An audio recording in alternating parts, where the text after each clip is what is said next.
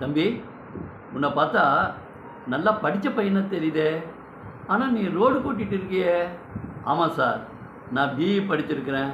இன்னும் பல technical knowledge எல்லாம் என்கிட்ட இருக்குது சார். ஆனால் நான் இங்கே ரோடு கூட்டுற வேலை தான் சார் செய்கிறேன்.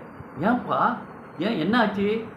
என்னை கூட்டிகிட்டு வந்த ஏஜென்ட்டு எனக்கு இங்கே நல்ல வேலை ஐடி கம்பெனியில் இல்லாட்டி வேறு ஏதாவது ஃபேக்ட்ரியில் வேலை தருதாவது சொல்லி தான் சார் கூட்டிகிட்டு வந்தார்.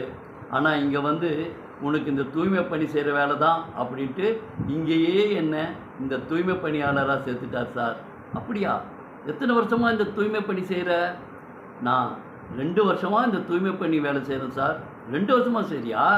அப்போ நீ துபாய் பூரா சுற்றி பார்த்துருப்ப. நல்லா சந்தோஷமாக எல்லாத்தையும் பார்த்து சந்தோஷமாக இருக்கிறேன்னு நினைக்கிறேன். அதை ஏன் சார் கேட்குறீங்க?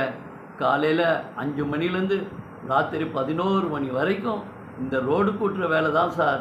இங்கே இருக்க 7-8 தெருவை தவிர வேறு எதையும் நான் பார்த்ததில்லை சார். இதில் தான் சார் என்னுடைய காலமே ஓடுது. அப்படியா? இவ்வளோ கஷ்டப்படுறியே, அப்போ நீ நம்ம சொந்த ஊருக்கே போயிட வேண்டியதானே? அதை ஏன் சார் கேட்குறீங்க? அதுலேயும் ஒரு சிக்கல் இருக்குது சார். நான் இங்கே வர்றதுக்காக என்னுடைய வீட்டை அடமானம் பண்ணி என்னுடைய நகைகள்லாம் அடமானத்தில் வச்சு 40 லட்சம் ரூபாயை அந்த ஏஜென்ட்டுக்கிட்ட கொடுத்தேன் சார். அவர் 40 லட்ச ரூபா கொடுத்தா தான் உனக்கு துபாயில் வேலை கிடைக்கும்னு ரொம்ப ஸ்ட்ரிக்டாக சொன்னனால நான் அந்த ரூபாயை அவருக்கு கொடுத்து விட்டேன் சார்.